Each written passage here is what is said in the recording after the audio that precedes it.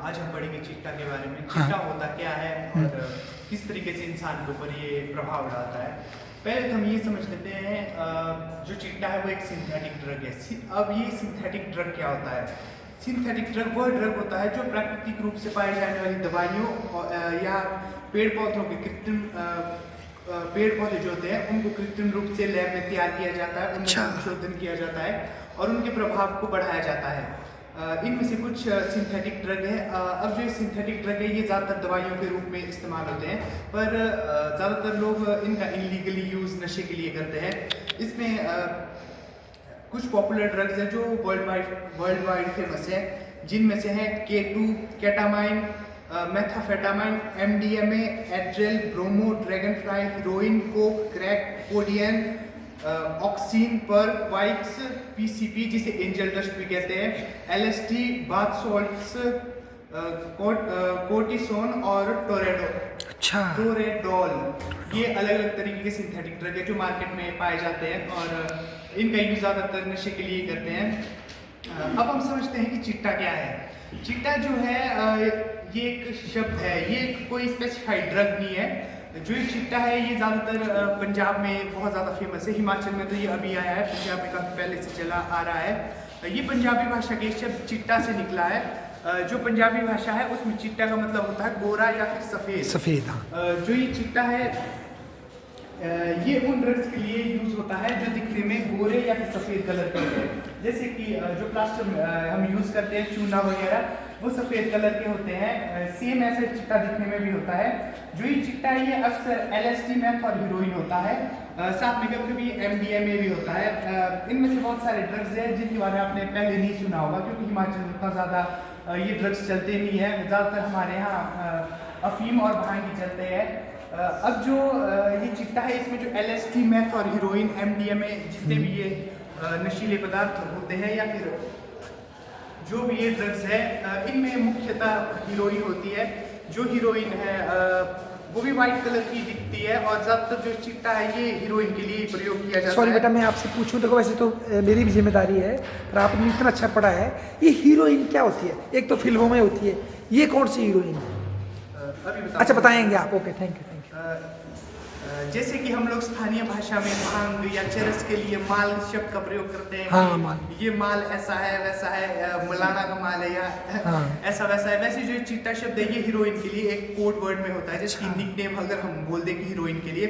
अब जो ये हीरोइन है ये हीरोइन है, जैसे कि हमने पहले चरस के बारे में पढ़ा था। चरस जो है कैनबिस प्लांट से निकलती है। हाँ। अब जो ये हीरोइन है ये अफीम के प्लांट से निकलती है। अच्छा। पूरी दुनिया में 1925 में शायद से इस अफीम को बैन कर दिया गया था, क्योंकि ये अफीम जो है, अफीम के पौधे में काफ़ी ज़्यादा नशा होता है, पर ज़्यादातर इसे उगाया जाता है मेडिसिनल प्रॉपर्टीज़ के लिए। अच्छा। जो ये हीरोइन है इससे पहले मॉर्फिन बनाई जाती है। मॉर्फिन एक दवाई है जो कि पेन किलर का काम करती है। बिल्कुल सही बात। जो ये मॉर्फिन है इसका प्रयोग काफ़ी खतरनाक दर्द में किया जाता है। वैसे तो हम अगर हमारे कोई भी दर्द होता है, सर दर्द होता है, कहीं भी शरीर में दर्द होता है, तो हम लाइट पेन किलर्स लेते हैं। पर अगर कोई बहुत ज़्यादा बीमार है या उसे एक्सट्रीम लेवल का दर्द हो रहा है तो जो ये मॉर्फिन है इसका प्रयोग किया जाता है। अब जो ये हीरोइन है जो हीरोइन है इसको लैब में तैयार किया जाता है। जो ये हीरोइन है ये नेचुरली नहीं निकलती। जैसे कि जो भांग है वो कैनबिस जो भांग का पौधा होता है या कैनबिस का पौधा होता है, उससे जो चरस होती है वो पत्तों से रगड़ने से निकल जाती है, नेचुरली निकल जाती है। उसको लैब में ज़्यादा यूज़ करने की ज़रूरत नहीं होती। पर जो ये हीरोइन है, जो मॉर्फिन निकलती है अफीम के पौधे में से, जो दवाई बनाई जाती है, उसको भी लैब में बहुत ज़्यादा मादक बनाया जाता है। हाँ, मादक बनाया जाता है। और जो ये हीरोइन है ये जो मॉर्फिन नामक जो मैंने दवाई बताई उससे 3 गुना तक ज़्यादा नशीली होती है। क्योंकि हम देखते हैं कि जो पेन किलर्स होते हैं उनमें कहीं ना कहीं नशा होता है, क्योंकि हमारे शरीर में कभी दर्द ठीक ही नहीं होता है। बस हमें हमारे दिमाग को एहसास होता है कि उस जगह पे दर्द कम हो चुका है। मतलब ये बोल रहे हैं कि हमारा ब्रेन सिग्नल जब हमें भेजता है दर्द का, तो ब्रेन तक पहुंचता ही नहीं हो। जब आपको पेन किलर लगी होगी, कभी टीका लगा होगा, ऑपरेशन हुआ होगा, तो आपके दिमाग को वो दर्द की सूचना ब्लॉक हो जाती है, ऐसा बता रहे हैं सर। अच्छा बोलो बेटा। गुड। जो हीरोइन है अब जैसे कि प्रोसेस होता है अफीम से जो मॉर्फिन बनाई जाती है, और मॉर्फिन से जब ये हीरोइन बनाई जाती है। इसके बीच में भी एक प्रोडक्ट निकलता है जिसे ब्राउन शुगर कहते हैं। ब्राउन शुगर, अच्छा। अगर आप लोगों ने कभी सुना होगा, ब्राउन शुगर भी काफ़ी नशीली चीज़ होती है। जैसे कि अब जो हीरोइन वगैरह ये काफ़ी ज़्यादा फेमस ड्रग है। ऑल ओवर इंडिया में कई फिल्में बनी है, जैसे कि उड़ता पंजाब अगर आप लोगों ने देखी होगी, या फिर अगर आपने इंटरनेशनल वेब सीरीज देखी होगी ब्रेकिंग बैड। अच्छा। देखी किसी ने? ब्रेकिंग बैड जैसी वेब सीरीज है जिसमें एक प्रोफेसर होता है, उसको लंग कैंसर होता है, तो वो एक स्थानीय गुंडे के साथ मिलके जो मेथाफेटामाइन जो ड्रग है जो इस कैटेगरी में भी आता है, उसमें ये क्रिस्टल मेथ बनाते हैं और बिजनेस करते हैं। क्योंकि जैसे कि बोला गया, सर ने भी बताया था हमें कि जो ये ड्रग्स है इनकी डिमांड काफ़ी ज़्यादा होती है और इनके जो सप्लायर है बहुत ज़्यादा कम होते हैं। इसलिए जो ये ड्रग्स है वो काफ़ी महंगी मात्रा में बिकते हैं, काफ़ी महंगे मिलते हैं ये ड्रग्स। कुछ ग्राम ही कम से कम हज़ारों की कीमत में बिकते हैं। अब जो ये चिट्टा है और कभी कभी जो ये हीरोइन निकलती है, इसको भी लैब में बहुत बार तैयार किया जाता है इस तरीके से कि इसकी जो नशे की इंटेंसिटी है उसको बढ़ाया जाए, और इसी को कोड वर्ड में चिट्टा कहते हैं। इस तरीके से चिट्टा जो है एक सिंगल ड्रग नहीं है, बहुत सारे ड्रग्स है, बट मेनली ये हीरोइन के लिए यूज होता है। क्योंकि जो हीरोइन है वो व्हाइट कलर का पाउडर होता है, और मैंने बताया भी पंजाब में चिट्टे का मतलब होता है गोरा या फिर सफेद कलर का। चिट्टा। तो जो ये चिट्टा है ये हीरोइन है।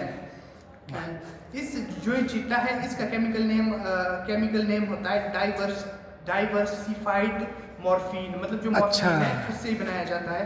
क्योंकि अगर हम देखें तो भारत में जो है अफीम की खेती करते हैं लोग, बट वो सरकार के अंडर ही करते हैं।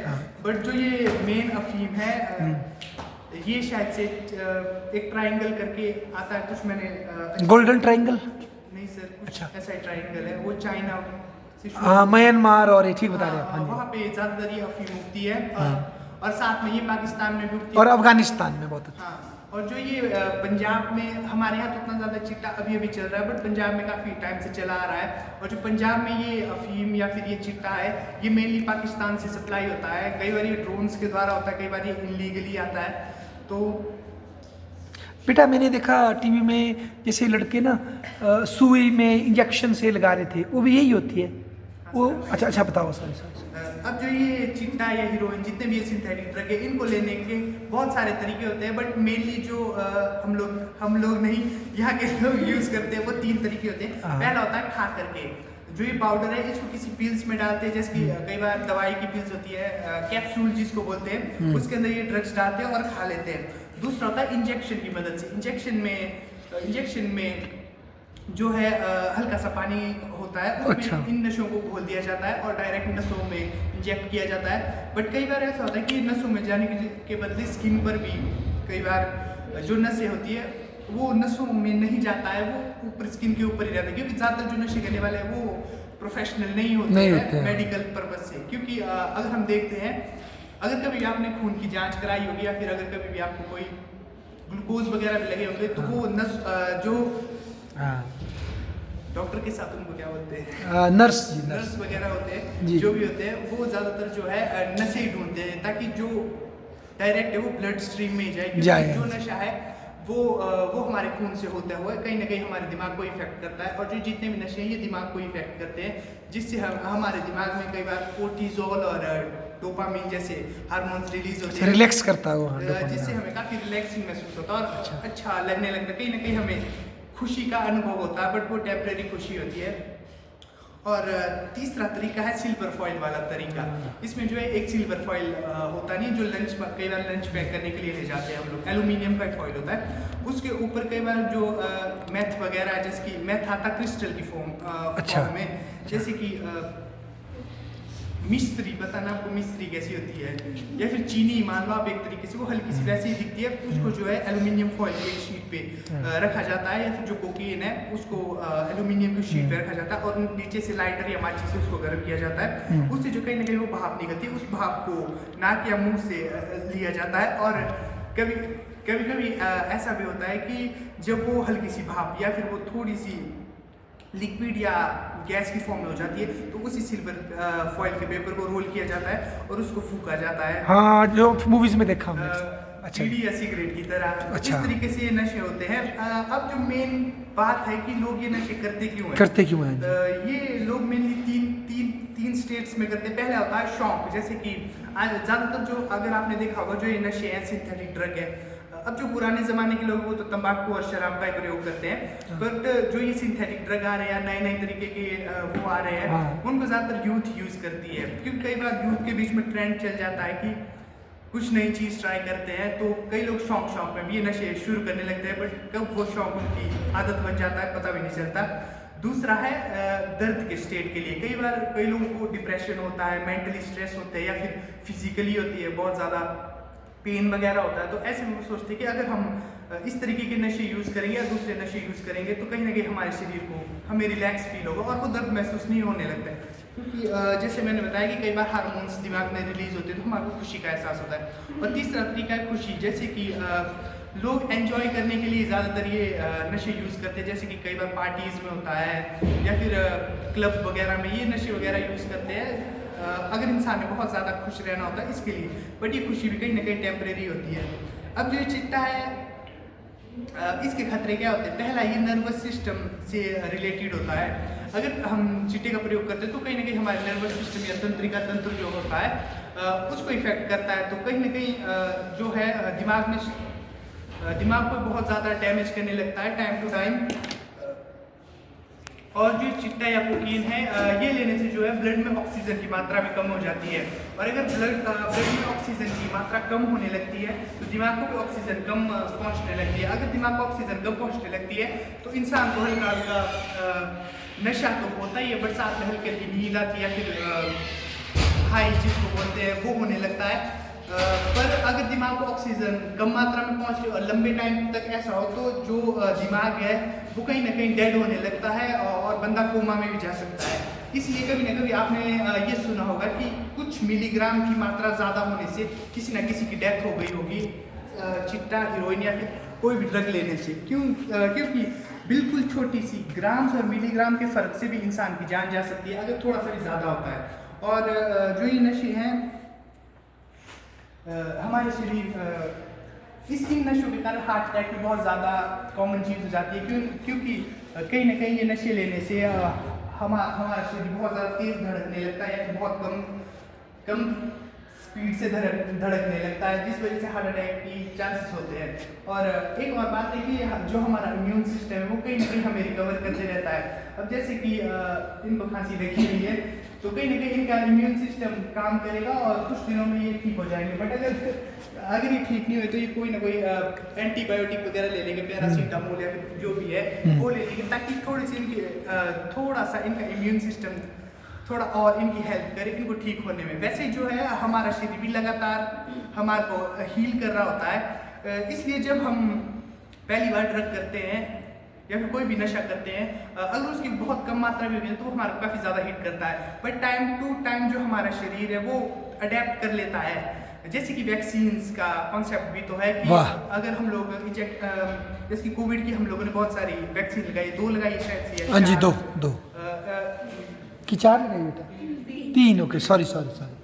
अच्छा, तो कहीं ना कहीं जो वैक्सीन है उनमें भी बहुत छोटी मात्रा में वायरस होता है ताकि हमारा शरीर इम्यून हो जाए उस वायरस के लिए। वैसे जो हमारा शरीर है वो कहीं ना कहीं इम्यून होने लगता है इस नशे से लेकर, इस नशे को लेकर। इसलिए अगर हम उतनी मात्रा में दूसरी बार ड्रग ट्राई करें, तीसरी बार ट्राई करें तो उतना ज़्यादा हमें वो इफेक्ट ही नहीं करेगा। अच्छा। इसलिए धीरे धीरे जो है कई लोग जो है इस ड्रग की मात्रा बढ़ाते जाते हैं ताकि उनको क्योंकि अगर वो उतनी मात्रा में ड्रग लेंगे तो वो ड्रग उतनी अच्छे से काम नहीं करेगी, क्योंकि शरीर कहीं ना कहीं इम्यून हो चुका उस ड्रग को लेकर, इम्यून हो चुका और उनको उस लेवल का वो मज़ा नहीं मिलता है, उस लेवल का हाई नहीं होता है। इसलिए जब अगली बार वो डोजेज लेते हैं तो थोड़ी एक्स्ट्रा थोड़ा सा मिलीग्राम और बढ़ा के लेते हैं ताकि उनको ज़्यादा मज़ा आए और हाई लेवल का वो नशा मिले। बट कहीं ना कहीं वो लोग इतनी ज़्यादा मात्रा में भी ले लेते हैं कि उनकी डेथ हो जाती है, क्योंकि हमने पढ़ा था कि ये नर्वस सिस्टम पे काम करता है और इससे इंसान कोमा में भी जा सकता है। वाह बेटा, क्योंकि अक्सर हम देखते हैं ओवरडोज से डेथ हुई, वो यही कारण है ना, ओवरडोज जो लिया। नहीं बेटा, इतना देखो कम समय में आपने इतना ब्यूटीफुल पढ़ा, इसके लिए आप बहुत बहुत बधाई के पात्र हैं। भाई सब इनके लिए ताली बजाएं। कुछ और बचा है तो बता सकते हैं आप। बैठो, आओ। अब हम जो आर्यन ने आपके सामने जो एक बात रखी, देखो ये भी कोई इस फील्ड के कोई ऑफिसर नहीं है या कोई एक्सपर्ट नहीं है, पर इन्होंने स्टडी की और एक दिन पहले इन्होंने भांग पे भी हमें बहुत अच्छा बताया था। उस दिन मैं कवर नहीं कर सका, तो बहुत ही अच्छा इन्होंने हमें समझाया था भांग के पूरे प्रोसेस के बारे में। ये हवा चल रही है, कोई बात नहीं। तो अब मैं आप लोगों से भी एक मतलब प्रश्न है मेरा, हो सकता गलत तो मेरा प्रश्न, पर आपसे चर्चा कर रहा हूँ। देखो बोला कोई आया कि हवा लगा, बेटा खोलो बोला। अच्छा, क्या कहीं आपको ऐसा लगता कि जैसे पहले के समाज में एक वो होती थी, लगा दो बेटा कुंडा लगा दो, कोई नहीं। पहले के समाज में जैसे क्या बोलते हैं इसको, अफीम बोला ना आपने, अफीम मध्य प्रदेश में खेती होती है अफीम की बहुत ज़्यादा, ठीक है जी, और जगह भी होती है, हमारी भी लग सकती है।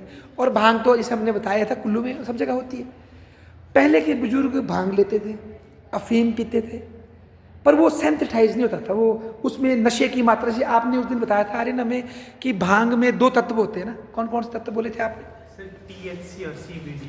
TLC और CBD, हाँ, डेल्टा 9 टेट्रा हाइड्रोकैनेबिनॉल और CBD कैनिबिनॉल, कोई बात नहीं। हाँ, मतलब उनमें से कौन सा बोला था आपने जिसमें ज़्यादा नशा होता है? THC है ना, और हिमाचल सरकार दूसरे वाले को प्रमोट कर रही है ना। अच्छा, तो देखो भाई, पहले के लोग भांग भी लेते थे, अफीम भी पीते थे, मतलब है, मैं उसकी समर्थन नहीं कर रहा हूँ, हमने उसको रोका। जैसे एक आपने बताया था कि एक्ट पास हुआ, याद है बच्चों? कौन सा एक्ट? कुछ बच्चे आए थे उस दिन जिसने बैन लगाया पूरी तरह से नशे के ऊपर, NDPS एक्ट आपने बताया था, पर मैं भूल गया, है ना। तो बहुत सख्त हो गया कानून, लोगों को सजाएं हो रही है, बहुत कड़ी सजा होती है, और अफीम पे भी बैन हो गया। पर उसके बावजूद आज उससे भी खतरनाक दवाई वाला सिंथेटिक नशा क्यों फैल रहा है फिर? जबकि आज से 50 साल पहले हमने ऐसे नशे के बारे में नहीं सुना कि भाई सिंथेटिक नशा आएगा सफ़ेद सफ़ेद। तो कहीं ऐसा तो नहीं जो हम बैन तो हमने लगा दिया, पर ये बैन कहीं इलाज से भी डेंजरस तो नहीं हो रहा है? नहीं तो अन्यथा बैन लगाने के बाद चीज़ें रुकनी चाहिए थी ना, खत्म होनी चाहिए थी। नशा फैल क्यों रहा है? और हमारे हिमाचल में भी दिन ब दिन लोगों में ये खतरा फैल रहा है। क्या कारण लग रहा है आपको? क्या आपको लगता है कि मैं आपसे बात करूँ कि स्टडी करें, देखें क्या जो नेचुरल भांग पीता है एक इंसान और जो ये प्रोसेस्ड चीज़ लेता है, या अफीम नेचुरल होती है और जो ये प्रोसेस्ड होती है, इनमें क्या फ़र्क है ना? ज़्यादा डेंजरस है कि नहीं है? ठीक है। और एक बात आपने बहुत अच्छी बताई पैरासीटामोल की। पैरासीटामोल पे भी कुछ प्रश्न उठ रहे हैं आजकल कि ज़्यादा पैरासीटामोल मत खाओ बच्चों, सर्दी जुकाम हो हर बार दवाई मत खाओ, इससे लीवर खराब होता है। बहुत बार खुद ठीक होने की कोशिश करो। जैसे इन्होंने बोला आपकी बॉडी की अपनी हीलिंग कैपेसिटी होती है, जितना ज़्यादा दवाई खाएंगे फिर आप उन पे हो जाएंगे। और आजकल तो छोटे छोटे बच्चों को वो एंटीबायोटिक दवाइयाँ दी जा रही है, जिससे बाद में ये खतरा हो जाएगा, उनको छोटी मोटी दवाई का तो असर ही नहीं पड़ेगा, उनकी बॉडी इतनी खतरनाक हो जाएगी। और हो सकता है उनके अंदर के कई जो अच्छे जीवाणु हैं हमारे अंदर, वो भी मर सकते हैं उसमें, ठीक है ना। अच्छा, अब हम इसको ना थोड़ा समाज के एंगल से ले जाते हैं, ठीक है। जैसे नीमू जी, आप हमारी हिंदी की ज्ञाता है, क्या आप बता सकती है अगर किसी का बेटा, ठीक है बेटा, किसी का बेटा, चलो बेटियां तो भगवान की दया से भी कम है इसमें, अगर इन्वॉल्व हो जाता है इस तरह के चिट्टे के धंधे में लेने में, उस परिवार पे क्या पड़ती है बेटा? अपने शब्दों में बता सकते हैं आप, क्या असर पड़ेगा उस परिवार पे, जिस परिवार का जवान बेटा इस काम में पड़ जाएगा? आपके शब्दों में सिंपल, बिल्कुल अपनी भाषा में, लोकली बोल सकते हैं आप और हिंदी भाषा में बोल सकते हैं, क्या असर पड़ेगा प्लीज़ बताइए। सोच सकते हैं आप, इतनी बड़ी तो है, क्या असर पड़ेगा बेटा सोचो। बोलो, शाबाश, कुछ हुई विचार रख सकते हो, है सोचो मत इतना। आप बोलो, हाँ मैडम आप बोलो। अगर किसी बैठ के कोई खड़े होने की जरूरत नहीं है हमें, कि बेटा अगर इसको अपने में ले जाओ या किसी में भी ले जाओ, किसी परिवार का कोई जवान बेटा, जैसे कॉलेज में पढ़ रहे हैं बच्चे या थोड़ा बड़ा है, वो इस नशे में पड़ेगा, तो उस परिवार पे क्या इम्पैक्ट पड़ेगा बिटिया? सर जैसे मतलब पहले तो उनका परिवार सोचेगा कि ये कैसे पड़ गया इस नशे में, वो ठीक है, पूछेंगे। हाँ, अगर वो नहीं बताता है तो उसे वो नशा मुक्ति केंद्र में भेज सकते हैं, जिससे हाँ, सकता है। तो क्या उससे मेंटल स्ट्रेस होगा ना परिवार को कि नहीं होगा? और जो लड़का उनका सहारा बनना था वो उनका क्या बन गया? समस्या बन गई। नहीं, अच्छा आप बोलो, आप कुछ बोल रहे थे, क्या असर पड़ेगा?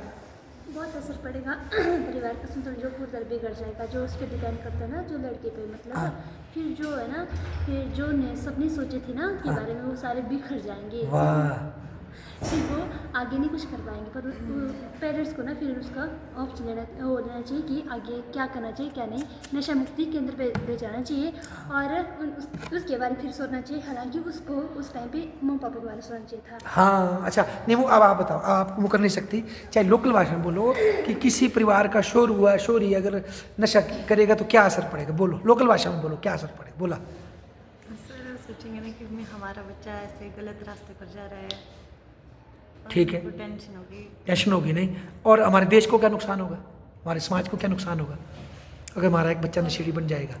और भी उसको जिनके भी और बिगड़ जाएंगे और उसको देख के कोई मतलब और भी प्रभाव पड़ेगा ना प्रभाव पड़ेगा दूसरों के ऊपर। वाह कितना अच्छा बोला, देखो आप लोग कितना नॉलेज आपको है और आप छुपा रहे। अच्छा ईशा आप बताओ कि अगर क्या इस नशे को रोकने पुलिस का तो योगदान है, हम मानते हैं पुलिस तो महान है, न्यायालय का भी योगदान है, सरकार का योगदान, हमारा क्या योगदान हो सकता है, हम जैसे सामान्य नागरिकों का? हम तो कोई पुलिस तो है नहीं, कोई CID तो है नहीं, हमारा क्या योगदान हो सकता है आपके शब्द अगर में? इस बारे में हम थोड़ी नॉलेज रखें कि बताए कि ये इस तरह होता है, अगर कोई बच्चा इसका शिकार भी हो जाता है, मतलब कि उसको आदत भी हो जाती है, तब धीरे धीरे कैसे वो करना कि मतलब कि ये धीरे धीरे छोड़े। हाँ मतलब कंट्रीब्यूट तो कर सकते हैं ना, अवेयर फैला सकते हैं, ठीक है। अच्छा आप लोग बताओ, आप लोगों से थोड़ा सा पॉइंट लेता हूँ मैं, तुम तीनों में से आप बताओ, अगर हम लोग क्या कर सकते हैं, हम तो छात्र हैं और अभी आप पढ़ रहे हैं, हम क्या भूमिका निभा सकते हैं कि समाज में इससे समाज अवेयर हो या ये नशा कम फैले, है हमारी भूमिका या पुलिस का ही काम है? सर हमारी तो इतनी भूमिका हो सकती है कि हम ये नशे के विरुद्ध कुछ प्रचार प्रसार कर सकें। हाँ, और अगर आपको ये पता लगता है कि आपके गांव के फलाने मोड़ पे कुछ युवा बैठ जाते हैं मजे लेने, तो क्या हम कहीं शिकायत तो कर ही सकते हैं ना? शिकायत तो करनी पड़ेगी सर, जो वो नशा कर रहे हैं वह उस जगह पे बैठ के उसका प्रभाव तो गांव वालों पे पड़ेगा ना देर से फिर नहीं, उसमें अगर समाज नहीं खड़ा होगा तो कौन खड़ा होगा, नहीं, और जब समाज लड़ने लगेगा तो शायद तभी हमारी जीत होगी, नहीं। अच्छा आपके पास कोई पॉइंट इस विषय में बोलना चाहें आप? सर यही है कि जब कोई लड़का या लड़की इस नशे में पड़ता है तो पहले तो यही सोचना चाहिए कि वो क्यों पढ़ रहा है, क्यों आ रहा है, जो सरकार का योगदान तो रहता ही है, हाँ। पर इस समाज का, सरकार से बड़ा योगदान जो समाज का रहता है, क्योंकि जिस प्रकार हमारा समाज रहता है उसी प्रकार से हमारी सरकार भी चल सकती है। जैसे जब हम खुद सहयोग नहीं करेंगे उस चीज़ में तो कोई सरकार या पुलिस कुछ नहीं कर वो सकती। कितना ध्यान देगा? हाँ, तो हमें यही है कि सबसे पहले तो खुद को ही बदलना है कि हम नहीं करेंगे, क्या क्योंकि जब बात तक हम खुद को नहीं बदलेंगे तो हम समाज को क्या बदलेंगे। तो सबसे पहले खुद को, फिर गांव को, अपनी दोस्ती यारी में, फिर आगे मतलब परिवर्तन आएगा। प्रचार करेंगे आगे आगे को कि किस तरह से करें इसको। वाह बेटे। अच्छा बेटा आपसे एक प्रश्न है, नाम क्या है आपका? रीना। आप बताओ, अगर किसी बेचारी लड़की को पता लगे कि उसका जो पति है, मतलब शादी हुई नहीं, कि मेरा पति ऐसे काम में फंसा हुआ है, या तो क्या बीतेगी उस लड़की के ऊपर बेटा? जो पहले तो उससे बहुत दुख होगा, मतलब छुपाया ना, उससे शादी करवा दी उसकी, तो क्या बीतेगी बेटा उस पता बच्चे? नहीं था, उसके बाद हाँ, पता चला तो हाँ। उसको बहुत दुख होगा कि उसकी जिंदगी अब जुड़ चुकी है बहुत ही ज़्यादा, अब कैसे रहेगी वो उसके साथ। क्यों, रह तो सकती है, वो क्या कर लेगा? नहीं वो है ना कि उसकी मानसिक स्थिति उसकी हाँ। ठीक नहीं है, वो कुछ भी कर सकता है, उसके साथ मारपीट भी कर सकता है, तो वो बहुत ही- और उसके इमोशन का समझेगा, उसके तो अपने ही इमोशन डेड हो गए जैसे पहले आर्यन वो ने। खुद को ही नहीं समझेगा तो उसको कैसे समझेगा। वाह यार, और हो सकता है नशे में उसका सामान बेच दे, है ना? वाह यार क्या बात बोली आपने। अच्छा आप कुछ बोलना चाहेंगे इस विषय में? आप बताओ, अगर पता लगे कि कोई इंसान नशा कर रहा है, मान लो वो मेरा भाई है, ठीक है, तो एक झंड हो जाती है समाज में, एक झंड का कॉन्सेप्ट आता है बेइज्जती का, तो क्या उस बात को छुपा देना चाहिए हमें उस बंदे को, या उस बात को रखना पड़ेगा सामने? क्या बोलते हैं आप, क्या अच्छा रहेगा? सोचो भला, पता लग जाए कि हमारा बेटा ऐसा कर रहा है तो क्या करें, उसको छुपा दें या उसको उजागर करें, क्या लगता है आपको? नहीं, छुपाना तो नहीं चाहिए। कितनी बारी भारी बेइज्जती नहीं हो जाएगी? सब बोलेंगे इसका बेटा नशेड़ी है, बोलने प्रोफेसर वाले का बेटा बोलते हैं नशेड़ी है, फिर सर क्या कुछ भी, करेंगे हम? पर अपने बेटे के लिए कुछ करना है तो सामने लाना ही पड़ेगा। चुपके भेज देंगे ना उसको ट्रेनिंग सेंटर में, बाकी छुपा देंगे बात को गिजा देंगे, ठीक नहीं नहीं? सर, पता लग ही जाता है फिर भी। अच्छा वो समझा सकते हैं अपने बच्चों को। नहीं मतलब लोगों को भी अगर मेरे को पता लग गया मेरे गाँव में मेरा बेटा नशेड़ी हो गया, क्या मुझे गाँव में बात रखनी पड़ेगी? नहीं, चुप रखनी है बात, छुपा दी नहीं तो सर, बोला। रखनी तो पड़ेगी आपको, उनको अवेयर भी तो कराना पड़ेगा। तो मेरा मजाक उड़ाएंगे फिर? मजाक अब बच्चे को बचाना है, लेकिन वो कुछ हद तक होगी उनका मजाक। ऐसे कहते हैं ना कि अगर कोई बात हम बार बार करें तो वो पुरानी हो जाती है और लोग भूल जाते हैं पुरानी बातों को, वैसा ही होगा। पर समाज तो अवेयर होगा ना। हाँ, समाज अवेयर होगा। बहुत बढ़िया। अच्छा किसी और का कोई इसमें किसी ने कंट्रीब्यूट करना तो कर सकता है, बोलो कुछ। आप लोगों ने कुछ बोलना है इस पर? आप बोलेंगे, आप तो खिलाड़ी अच्छे हैं, कुछ बोलना चाहते हैं इसके ऊपर? नशे के ऊपर क्या बोलना चाहेंगे आप? नशा नहीं करना चाहिए बस। वो तो ठीक है बेटा, पर अगर अब जो कोई खिलाने वाले लोग हमारे इर्द गिर्द पहुंच चुके हैं, हम कैसे टैकल करें उसको, क्या करना पड़ेगा, कैसे बचाएं? हाँ जी, इग्नोर कर देना उनको। नशे को इग्नोर कर दें, और आपकी तो महान बात है। धर्मचंद जी, आप कुछ बोलेंगे, क्या किया जा सकता है इसमें, समाज में हमें क्या करना पड़ेगा? नशे को छोड़ना चाहिए। नशे को छोड़ना चाहिए। चलो हम तो ले ही नहीं, सबसे पहले तो लेते ही नहीं है, छोड़ना भी चाहिए, सही बात है। अच्छा जी, अच्छा कोई और कुछ बोलेगा बेटा? आप बोलना चाहोगे कुछ? बोलो, कुछ बोलना है आप, हैं? अच्छा चलो ठीक है। तो देखो भाई, आप सब ने अपनी अपनी राय रखी बेटा, है ना, और इन्होंने भी बहुत अच्छे तरीके से हमें समझाया और हमें कई चीज़ों का पता लगा, ठीक है ना। और हम ये भी देख रहे हैं कि हमने वैसे तो कानून बड़े सख्त बना दिए, ठोको इनको अंदर, फलाना करो, पर नशा रुक नहीं रहा।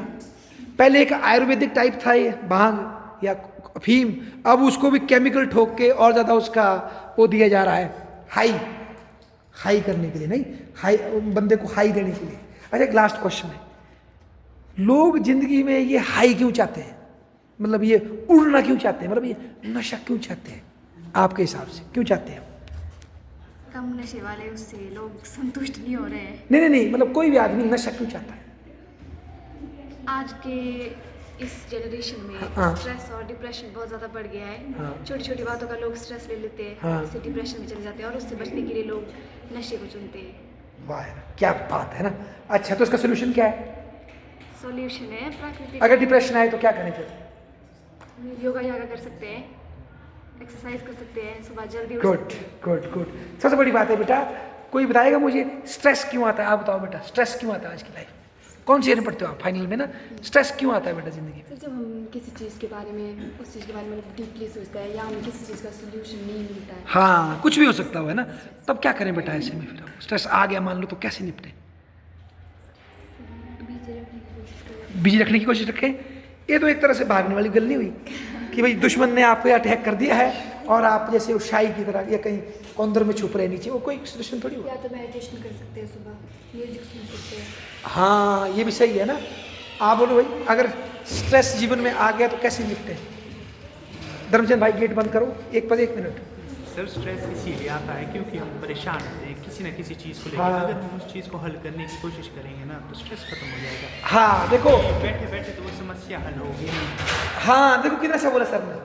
हमको जैसे मान लो मुझे कोई स्ट्रेस है, मुझे नौकरी नहीं मिल रही, मान लो, ठीक है, तो मुझे ये देखना है कि मैं नौकरी के लिए प्रयास कर रही हूँ कि नहीं कर रही हूँ। कर रही हूँ ना, पर मुझे उस लेवल की नौकरी नहीं मिल पा रही, तो क्या मैं इसका मतलब अपने को बीमार ही कर दूँ? है ना। मतलब जो आपको समस्या आ रही, चाहे वो नौकरी की हो, चाहे किसी संबंध की समस्या हो, या कोई भी हो, समाज के रेपुटेशन की समस्या हो, उसको पहले सोचो बेटा उसके बारे में, वो है क्या सच में वो इतनी महत्वपूर्ण है कि उसके बिना आप जी नहीं सकते? क्या वो जीवन से भी महत्वपूर्ण है? या मेरे सोचने से क्या वो समस्या सॉल्व हो जाएगी? उसके बारे में बार बार सोचने से हो सकती है। तो हमको उसके बारे में सोचना चाहिए कि मेरे को स्ट्रेस हो क्यों रहा है। और ऐसे में ये ठीक हो रहा है कि अपने को जानो, मेडिटेशन में जाओ, अगर आंखें नहीं मूंद सकते तो कई तरह के मोटिवेशनल वो होते हैं, उनको देखो और आपको आइडिया लग सकता है कि क्यों। और ये ठीक बोला, उसको टैकल करना पड़ेगा बेटा। बिजी नहीं रख सकते आप, कितनी देर रखेंगे? वो फिर दौड़ेगा आपको, है ना, पकड़ेगा, उसको लड़ना ही पड़ेगा बेटा जाके कि मेरे को हो क्यों रहा है। अगर कोई ऐसा रिलेशनशिप है जो सही नहीं है, आपको तंग कर रहा है, छोड़ दो उसको, कोई नहीं मरता। या कोई ऐसी नौकरी चाहते हैं आप, नहीं मिल रही है, तो जो छोटी नौकरी आप कर सकते हो, आप कोई छोटी सी दुकान में भी लग सकते हो, कोई बेइज्जती नहीं होती उसकी, है ना। बेइज्जती चोरी की है। स्ट्रेस पता क्यों लोग क्यों करते हैं? क्योंकि उन्होंने अपनी एक इमेज बनाई होती है कि मैं फलानी राम, मैं कोई ये काम करूंगी, मैं तो बड़ी औरत हूँ, मैं तो बड़ा ही काम करूंगी, डीसी बनूंगी। अरे कोई बात नहीं, हम छोटी दुकान में भी काम कर लेंगे, चोरी नहीं करेंगे भाई, अपना काम करेंगे। मतलब अपनी जो हमने इमेज बनाई है उस पर हमेशा ख्याल रखो बेटा। कोई ऐसी इमेज मत बनाओ जो आपको स्ट्रेस दे। तो इमेज कहिए कि ये लड़की मुझे नहीं मिली तो मैं इसके बिना जीऊंगा नहीं, मेरी इमेज यही है। अरे छोड़ दो उसको, जाने दो, खुश रहने दो उसको, खुद भी खुश रहो, ठीक है ना जी। या कोई रेपुटेशन, समाज क्या बोलेगा, क्या लेना हमने समाज से? कोई जब हम मरते हमारे साथ जाता है कोई, है ना। तो इसलिए बेटा हमें मेंटली क्या होना पड़ेगा, टफ। फिर हम स्ट्रांग हो गए तब हम इस नशे के खिलाफ भी क्या कर सकते हैं, लड़ सकते हैं। एक बार फिर से आप सब ने देखो आज बोलने की कोशिश की, जैसा बोला ये आपकी कोशिश है बेटा। और ऐसे ही छोटे छोटे कदमों से आदमी क्या हो जाता है, बड़ा, है ना। जैसे छोटा सा बच्चा पैदा होता है, जब पहली बार चलने लगता है, वो कोई लड़खड़ाता है ना वो, पर जब चलता चलता है तो एक दिन आप देखेंगे वो रेस भी लगाता है ग्राउंड में। तो वो ये आपकी बोलने की कैपेसिटी भी है। अब आप बोलेंगे तो आप अच्छे वक्ता हो जाएंगे, ठीक है ना। तो एक बार फिर से आप सबका बहुत बहुत धन्यवाद।